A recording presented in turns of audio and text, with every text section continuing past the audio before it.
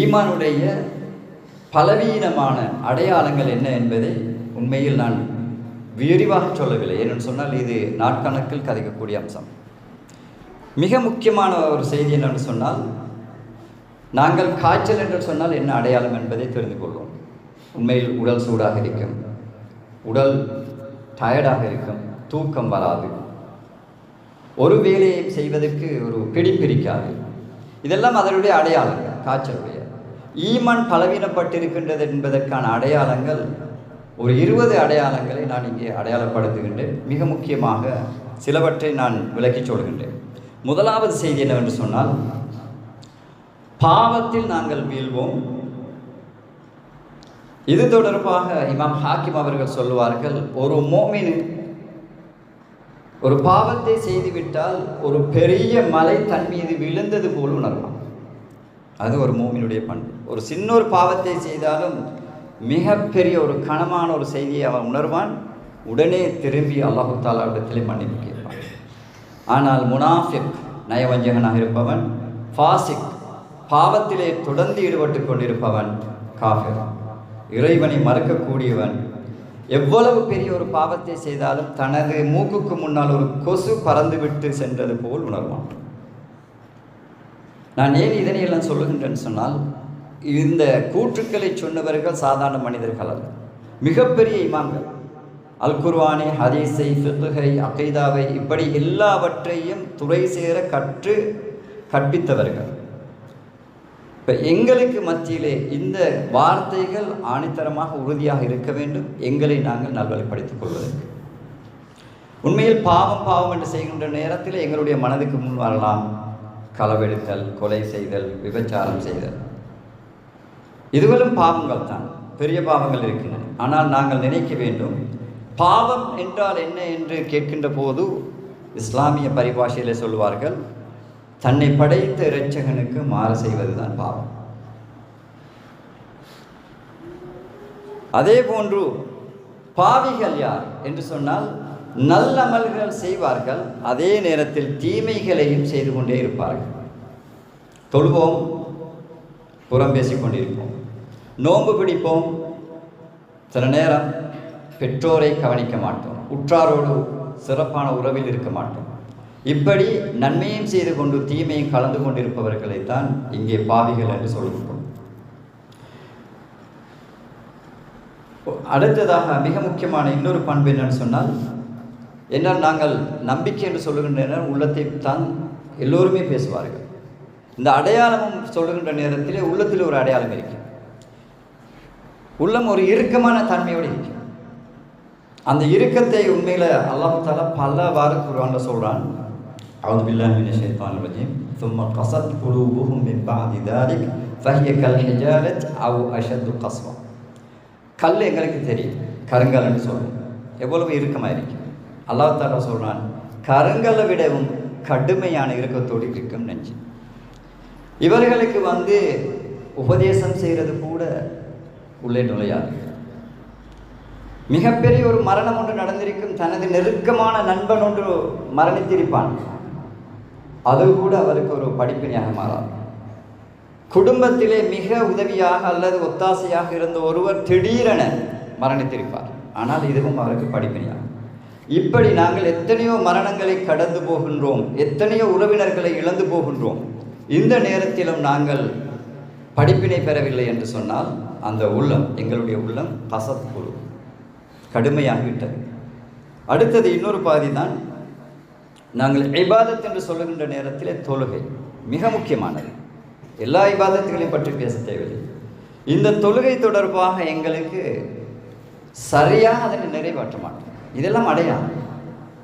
தொழுகையில் ஃபோக்கஸ் இருக்காது. அடுத்தது மிக முக்கியமான ஒன்று சோம்பேறித்தனம். இந்த சோம்பேறித்தனம் தொடர்பாக அதே நேரத்தில் கவனையினம், இது தொடர்பாகும். கவனையினம், சோம்பேறித்தனம் இருக்குது என்று சொன்னால் அதுவும் இந்த பலவீனமான ஈமான் அடையாளம். அல்லாஹ் தஆலா சொல்றான், வஇதா காமு இலா ஸலாத்தி காமு குஸாலா. தொழுகைக்கு தான் அவங்க எழுந்து நிற்பாங்க. இங்கே பாஸ்ட் டென்ஸில், கடந்த காலத்தில் தான் நல்லா சொல்கிறான். அதாவது உறுதியாக நடக்குது, எதிர்காலத்தில் நடக்கும், நாளைக்கு நடக்கும்னு நல்லா சொல்லலாம். இப்போ நடக்குது, நாங்கள் செய்கிறோம். தொழுகைக்கு எழுப்பி நின்றோம் என்று சொன்னால் காமு குசாலா, சோம்பேறிகளாக எழுப்பி நிற்போம்.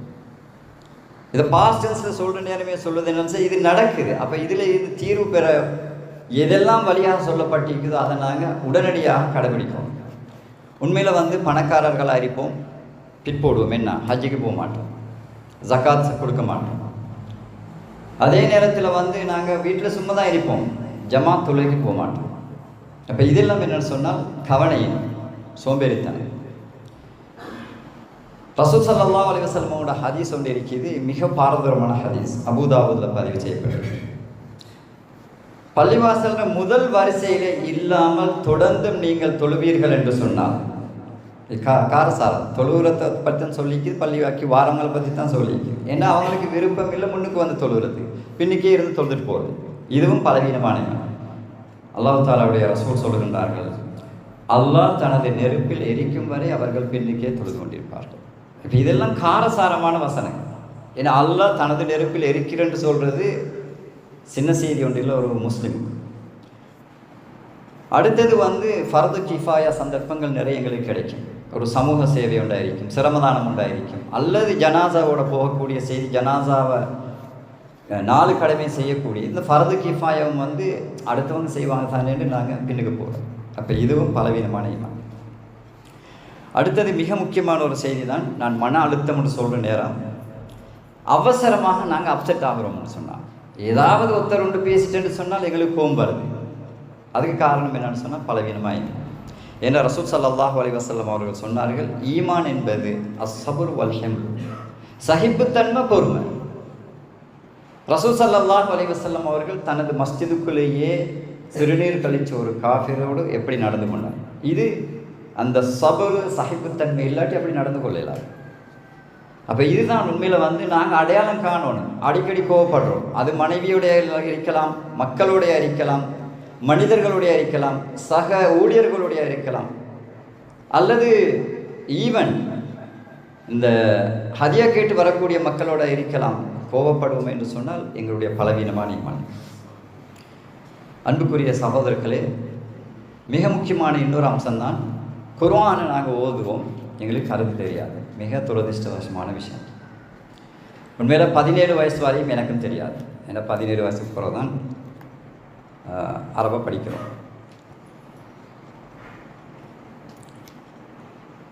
அல்லாஹ் தஆலா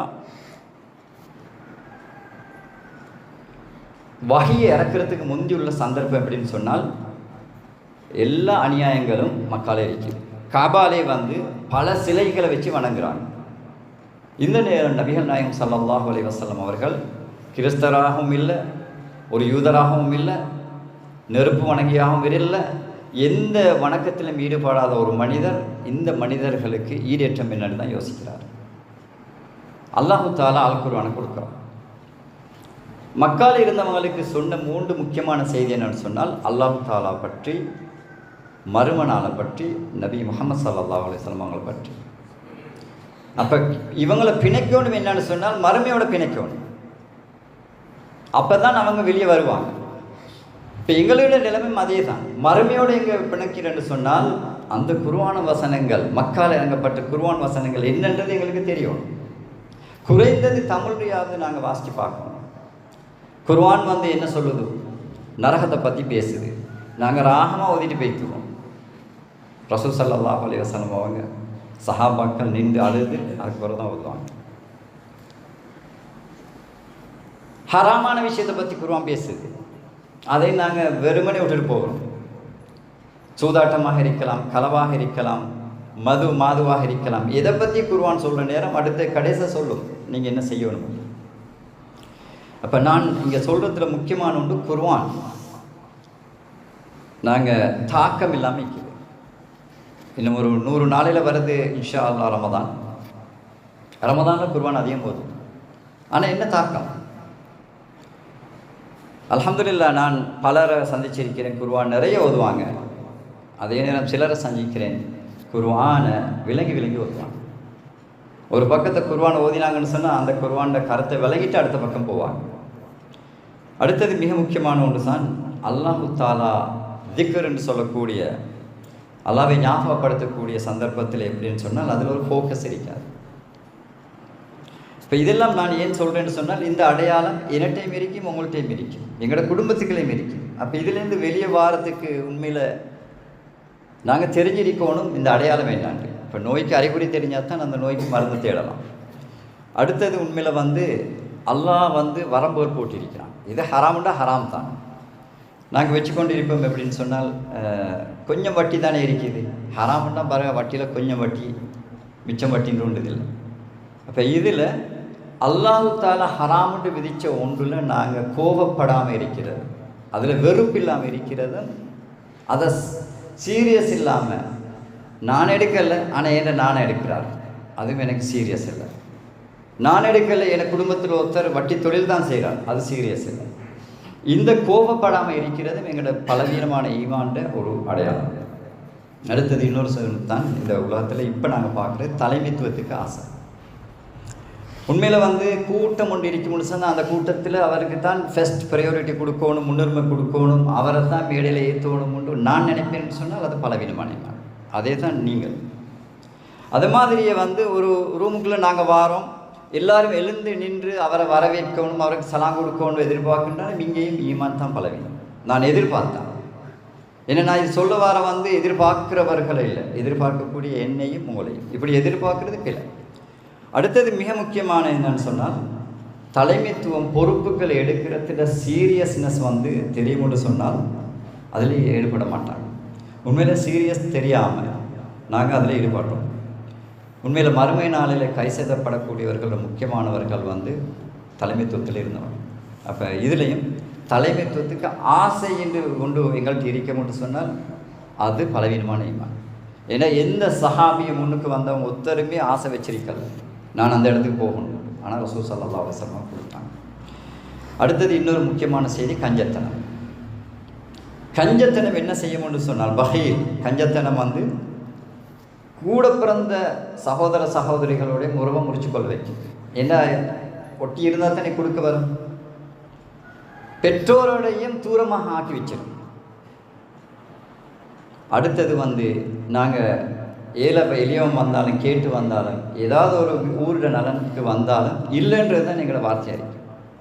நபிகள் நாயகம் ஸல்லல்லாஹு அலைஹி வஸல்லம் அவர்களை பற்றி சொல்கிற நேரம், நபிகள் நாயகம் ஸல்லல்லாஹு அலைஹி வஸல்லம் அவர்கள்ட்ட யாராவது ஏதாவது கேட்டு வந்தால் அவர் ஒரு நாளுமே இல்லைன்னு சொன்னது. உண்மையில் அவர் பரம ஏழையாக இருந்தார். காரணம் 3 நாட்கள் அவர்களுடைய வீட்டிலே உணவு சமைப்பதற்கு ஒன்றும் இருக்கவில்லை. சில பகுதிகள் வருது மாதக்கணக்கில். இப்படி இருந்த நபிகள் நாயகம் ஸல்லல்லாஹு அலைஹி வஸல்லம் அவர்கள் காட்டித்தந்த முன்மாதிரி தான் இல்லை என்று சொல்லாமல் கொடுப்போம். அடுத்தது மிக முக்கியமான ஒன்று, நாங்கள் சில நேரம் அட்வைஸ் பண்ணுவோம், ஆனால் நாங்கள் செய்ய மாட்டோம். இது அல்லாஹ் தஆலா கடுமையாக கண்டிக்கிறாங்க. கபுர மக்தன் இந்தல்லாஹி அன் தகூலு மா லா தஃஅலு. அல்லாஹ்வுக்கு மிக மிக மிக மக்கத்துன்னு சொன்னால் கோபமும் இல்லை, கடுமையான கோபம். அல்லாஹ் கடுமை யாரோட கோல்படுறான்னு சொன்னால் நாங்கள் உபதேசிக்கிறோம், ஆனால் நாங்கள் செய்யறதில்ல. நிறைய பேரண்ட்ஸ் இருப்பீங்க, சில நேரம் பிள்ளைகளுக்கு சொல்லுவோம் தொழுங்கன்னு, நாங்கள் தொழ மாட்டோம். ஓதுங்கன்னு சொல்லுவோம், நாங்கள் ஓத மாட்டோம். அப்போ இது உண்மையில் என்னன்னு சொன்னால், இது நாங்கள் சின்ன இடத்துலேருந்து ஆரம்பிக்கணும். இதில் எவ்வளோ தூரம் நாங்கள் உபதேசம் செய்கிறோமோ அவ்வளோ தூரம் நாங்கள் அட்வைஸை கேட்டுக்கிறோம். அலி ரலியல்லாஹு அன்ஹு அவங்கள்ட்ட ஒரு பெண்மணி சொல்கிறார், என் மகன் அதிகமாக இனிப்பு சாப்பிட்றான், அதுக்கு ஒரு உபதேசம் செய்யுங்க. அலி ரலியல்லாஹு அன்ஹு சொல்கிறாங்க, நாளைக்கு வாங்க. அந்த மனுஷி யோசிச்சு பார்க்குறேன், என்னடா இன்னொரு அட்வைஸ் தானே, அடுத்த நாள் வாரம் கேட்டோன்னே நான் சொல்கிறாரு அட்வைஸை சொல்லி முடிஞ்சோன்னே அந்த மனுஷி கேட்குறாங்க, நேற்றே இந்த அட்வைஸ் எனக்கு தரையிருந்துச்சு, உபதேசம் தரைஞ்சி, நேற்று வரைக்கும் நானும் இனிப்பு தான் திண்டு கொண்டிருந்தேன். அப்போ உண்மையில் ஒரு சின்ன விஷயமா இருந்தாலும் சஹாபாக்கள் என்ன செஞ்சாங்கன்னு சொன்னால், தான் உபதேசிக்கிறதுக்கு முந்தி தன்னிடத்தில் இருக்குதான்றதை பார்த்துக்கொண்டாங்க. அன்புக்குரிய சகோதரர்களே, உண்மையில் இப்படி அடையாளங்கள்னு நிறைய காணலாம். பொறாமைப்படுறது, அடுத்தது ஹராத்தில் நாங்கள் வீழ்ந்தாலும் அதிலேருந்து தவிர்த்து கொள்ளணும்னு நினைக்காமல் இருக்கிறது. குறிப்பாக நான் சொல்லுவோம், இன்றைக்கு பர்த்டே பார்ட்டிஸ் எக்கச்சக்கம். இதே நேரத்தில் இன்னமும் சொல்லையிலும் மேக்கப், அதுக்கு உண்மையில் நாங்களும் பொறுப்பாக இருக்கோம். எங்களோட பணத்தால் தான் எங்களோட சகோதரிகளோ எங்களோட மனைவிகளோ வாங்குவாங்க. இப்போ இதெல்லாம் ஒரு சீரியஸ் மேட்டர். இது வேறையாக கதைக்கணும். இப்போ இதெல்லாம் என்னென்னு சொன்னால் எங்களுடைய ஈமான் பலவீனமாகிக் கொண்டே போகுது. யாருக்கு நாங்கள் அழகை காட்டணும்? உண்மையில் கணவனுக்கு மாத்திரம்தான். அப்போ இந்த விஷயத்தில் இப்போ நாங்கள் பார்த்தோம்னு சொன்னால் நாங்கள் ஆண்களும் அதுக்கு பங்காளிகளாக மாறிக்கிறோம். அடுத்தது இன்னொரு செய்தி, சின்ன சின்ன நன்மைகள் இருக்கும், அதை நாங்கள் பெருசாக அழைச்சி கொள்றதில்ல. உதாரணமாக ரோட்டில் இருக்கக்கூடிய ஒரு அழுக்கை அகற்றுறது, அதே நேரம் ஒரு சகோதரனை தெரிஞ்சவரோ தெரியாத அளவு மகிழ்ச்சியோடு அவரை சந்தித்து அவரோட பேசுகிறது, கதைக்கிறது, இதெல்லாம் சின்ன சின்ன செய்திகள். ஆனால் இதை நாங்கள் அலட்டி கொள்றோம். இப்படி அடையாளங்களாக பல விஷயங்கள் இருக்குது. அதில் கடைசியாக சிலதை சொல்லி தலைப்பை மட்டும் சொல்கிறேன். அடுத்த முஸ்லீம்களை பற்றி எங்களுக்கு கவலை இல்லை, கரிசனை இல்லை. இதுவும் பலவீனமான ஈமான் அடையாளம். நெருக்கமாக இருந்த 2 பேருக்கு இடையில் சகோதரத்துவம் முறிஞ்சிச்சு, அதில் நாங்கள் சந்தோஷப்படுறோம். அல்லது சகோதரத்துவத்தை முறிக்கிறதுக்கு நாங்கள் காரணமாக இருக்கிறோம். இப்போ இதுவும் சர்வசாதாரணமாக நடக்குது. அடுத்தது மிக முக்கியமான என்னன்னு சொன்னால், இஸ்லாத்துக்காக வேலை செய்யணும்ன்ற எந்த விருப்பமும் இல்லை.